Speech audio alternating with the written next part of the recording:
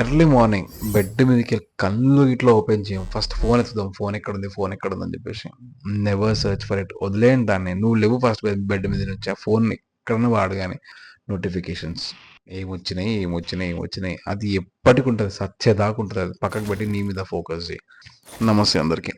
చాలా మంది చెప్తా ఉంటారు ఎర్లీ మార్నింగ్ లేవగానే యూనో ఫోన్ చూడొద్దు, ఫోన్ చూడకండి అని చెప్పేసి. నేను అదే చెప్తా, పొద్దుగాల నుంచి రాత్రి దాకా నియర్లీ 7-8 అవర్స్లో కనీసం 6 అవర్స్ అన్నా నువ్వు ఫోన్ చూసే ఉంటావు కదా.